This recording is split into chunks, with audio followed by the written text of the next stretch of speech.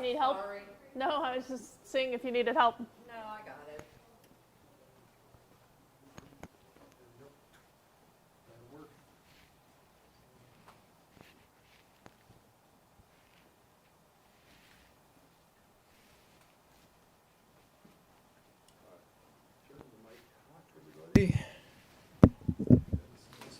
Okay.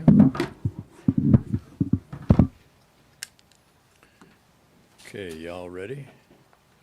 Okay, KGW just got here, so we're giving them a second to come up to speed. I think most everybody's streaming it live. Okay, our lens cap is still on. I forgot to take that off.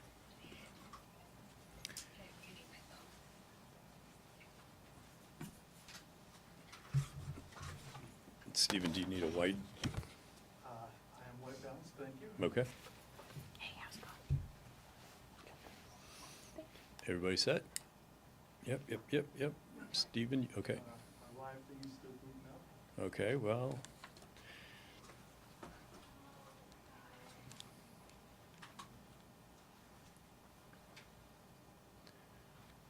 Okay, test, the last second audio test for everybody. 1, 2, 3, 4, 5, 6, 7, 8, 9, 10. Let's all put our phones on vibrate.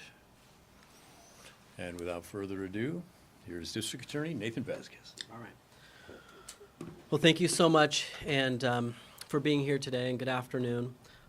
My name is Nathan Vasquez. I'm the District Attorney for Multnomah County. I want to begin by acknowledging the tragic loss of life in this matter.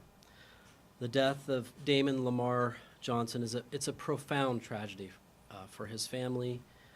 It's a profound tragedy for our community and for really everyone that was involved.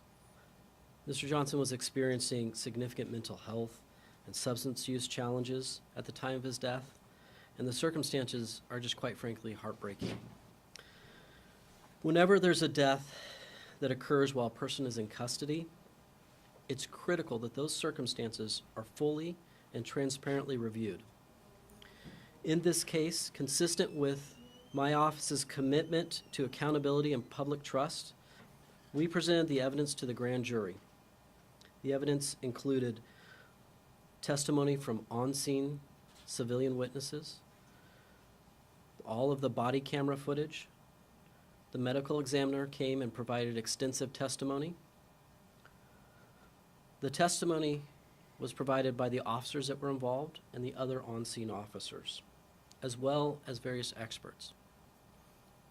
The grand jury process is an opportunity, and it allows for a panel of community members to carefully review the facts, hear testimony, and determine whether or not criminal charges are warranted under the law. Let us all remember that the grand jury is made up of citizens from our community who are asked to come and serve their community by reviewing facts and really answering some tough and difficult questions. After a very thorough and independent review of the evidence, the grand jury has determined that there will be no criminal charges in this matter. While this decision marks the conclusion of the criminal review, the loss of life remains deeply felt.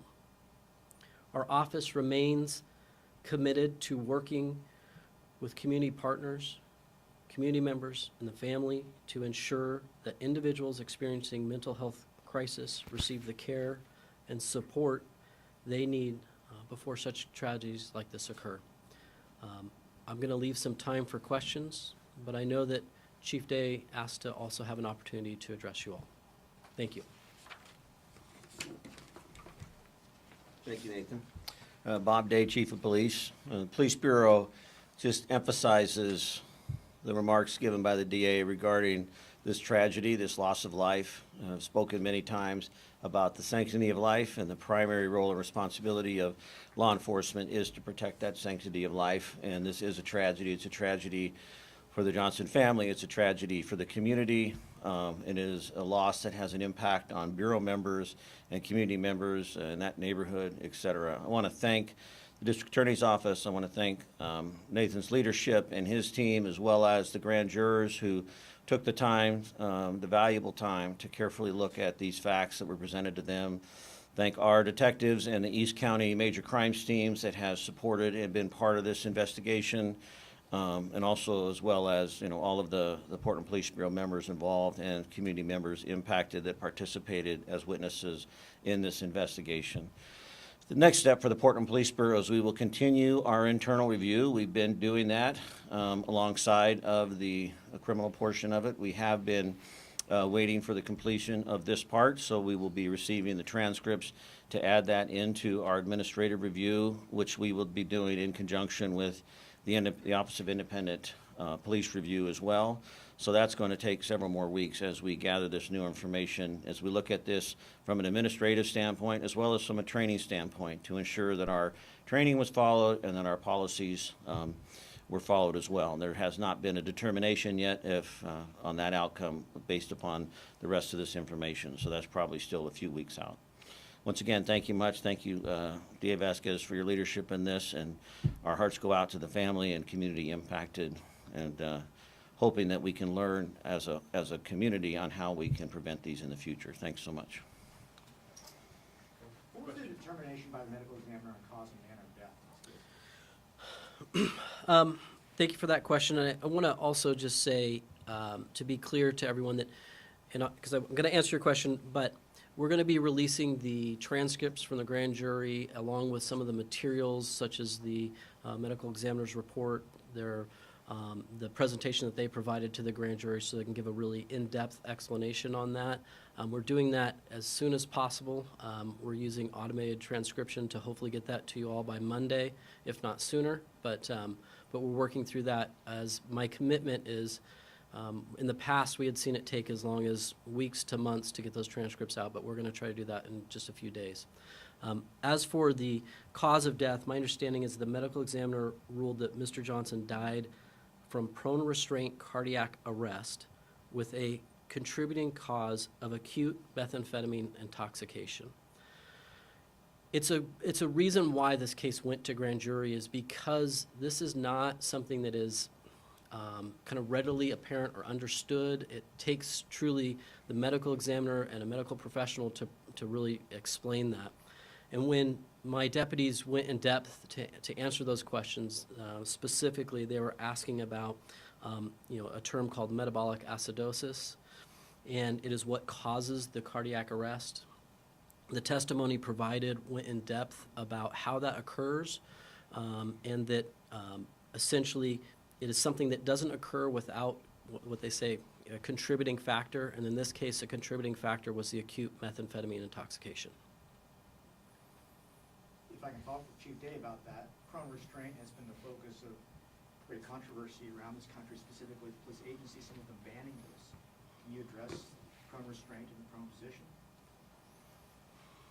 Yeah, so as I mentioned earlier in the review, we're going to do a review of all the actions taken by the officers, make sure they're consistent with our training and our policy. We do train the recovery position when people are taken into custody, on the ground. So we'll be looking at that to see, when and if that occurred and the timing. As I mentioned, it's still all under investigation, so I don't want to get too far out in front of it. But we have been very much aware of those controversies and of those articles and are looking regularly and have been looking at our training and teaching our members about those risks associated with it. So this is new information that the DA just shared with us that will be included in that review. Chief Day, will that internal investigation be made public?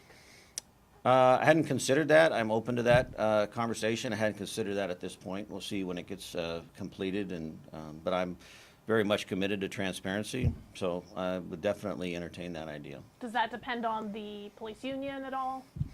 No, it doesn't depend. It'll be my decision. I just hadn't considered whether we were that far down the track yet, but I'll definitely consider that when we get to the end.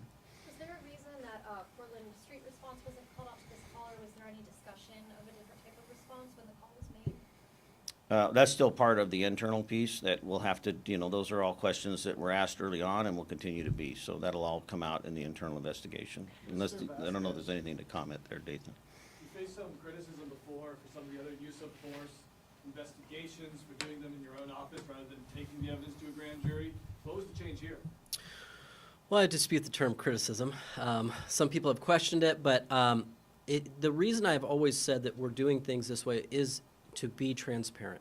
I made the decision in an officer-involved shooting earlier this year to not take that case to grand jury because I believed that the facts were apparent that our office could make a decision in a much timelier fashion. So in that particular case, we were able to put out a very detailed memo with lots of explanation of how we came to that conclusion, and it involved, a use of force, which was obviously, a shooting. So compare that with this case. The difference is here, this is a very challenging medical question. This isn't something that, I'm a lawyer. My deputies are all trained in law. We do not have a doctor on staff. The medical examiner, and I believed it was appropriate to have the medical examiner give a very thorough and detailed explanation of what went into this to fully evaluate the circumstances surrounding this death. And as you can tell, it took, I think we're approximately 4 months, so this process is not what I call something that's quick and transparent as I would like, but it was very necessary in this matter. So you're saying it was a closer call? What I'm saying is, these are difficult medical questions that needed to be answered and have the medical examiner give a very thorough and detailed explanation. What was the? Today, I heard from Johnson's sister. She says based on the video, she can't tell that the officers were well trained, even though I know you've said that publicly. She also said that she feels that the intoxication that you guys are speaking to, that portion doesn't excuse officers' actions in not releasing the restraints for several minutes. Do you have a response to that? Yeah, well, I certainly respect her opinion on that, based on the information that's been shared. As I mentioned, the process will look at all of that. There are no excuses. We're not looking to make excuses. We're looking to own our responsibility in this, own our position, and I will ensure that it's in alignment with our training and with our policy, and then continue to demonstrate, as we have over the last several years, that we're a learning organization. And if there are things that come out of this that we identify that we can improve upon, we will certainly do those things as well. Can you talk about what the jury selection process is like in a case like this? Does the family's attorney have any role in that jury selection process, or is that coming from the prosecution? I can't answer that, and I just want to take a moment and just say, with that last question, these are all questions that we asked in the grand jury, so you'll have an opportunity when those transcripts come out to look at those questions. We're looking to evaluate that material. Now, to your question about grand jury, which I do really appreciate, the district attorney's office does not control the grand jury. It's actually controlled by the Oregon Judicial Department, and here locally by our presiding judge. And it's the presiding judge who selects all of the grand jurors. And so our office, we maintain essentially the facility, and the court is responsible for selection of those jurors. So we are really, subject. It's not like a traditional jury where the defense attorney or the district attorney, we would come in, we would ask questions, and we would go through a selection process. This is done wholly by the court. So we are essentially, allowed to have a grand jury that is at the neutral court selection. Has the city or police bureau received a tort claim notice, or are you aware of any kind of litigation surrounding this case? I'm not aware of any at this time, no. Was a CBPA or OCPA involved in this case at all, the Citizens Police Review Boards? No, they're not up and running yet, so it's consistent with our past practice of the Portland Police Bureau Internal Affairs Division in conjunction with the Independent Police Review. You've been doing this a long time. Are you aware of any other cases involving prone position or deaths related to positional asphyxiation? I mean, I've certainly, read articles, seen stories over the years. I can't think of something that comes to mind off the top of my head, because of the details. I do appreciate the district attorney, recognizing the intricacies and the complexity of this particular case and really relying upon those experts that, are going to be able to shine light on and, like I said, hopefully create pathways for us so that we don't have another situation like this in the future. But I can't comment specifically on that, those types of incidents, but I do know that they have existed and have read about it. When will the officers who are on leave return to work? Will it be after the internal investigation? We have a return to work policy. My goal is to bring them back and begin to start a process of just reintegrating. They've been off for 4 months, so there's training they're going to need to catch up on, some basic catch-up skills, et cetera. But my intention is not to have them out in the community doing routine police work as before until after we've completed the internal investigation portion of it. But we will be bringing them back internally just to start to give them the refresher training they need so they're prepared depending on the outcome of the internal investigation. The internal investigation will determine, the next steps in that process. So I'm comfortable with them basically doing in-house work while that still continues, now that we have this report from the grand jury, but I have not made a decision about whether or not this is within policy, and their return to this role should not be seen as a determination of whether or not it's within policy. But I do believe it's in their best interest and the organization's best interest to begin the process of trying to get some of their training and stuff caught up. They've been off for a long time, and the longer they're away, the more catch-up is required down the road. What happens if your investigation finds they did violate policy?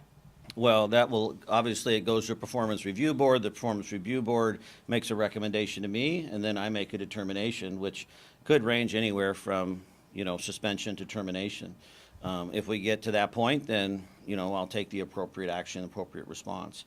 This is not uncommon. We don't always put people on administrative leave for discipline matters or for investigations. It's oftentimes that people continue to serve in various assignments, but I do want to minimize, the perception of favor, and I also want to minimize, the potential conflict with community until the process has completely run its course. But I also value our members and their mental health and their well-being and the responsibilities that we have holistically to care for everyone in this process. I apologize. I might not be fully caught up on what's going on behind the scenes with this, but what's taking so long with the Citizen Review Board coming together?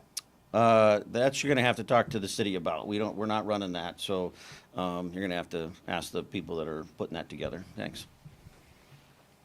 Is your training on prone restraint available publicly anywhere, or is that all? I know that our directives are. I'm not sure about our training, but I can double check. I'll talk to Mike and see what we can get out.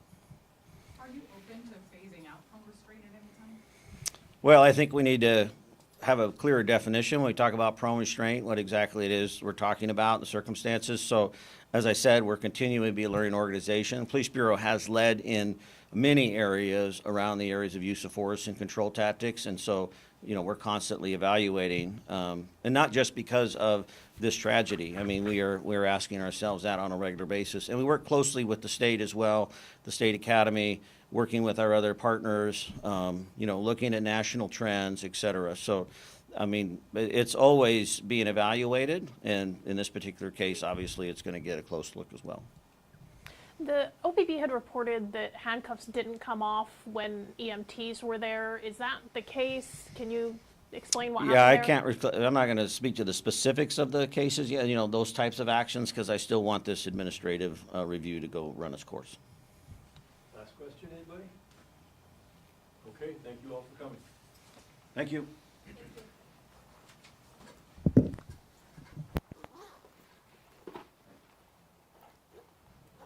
Thank you.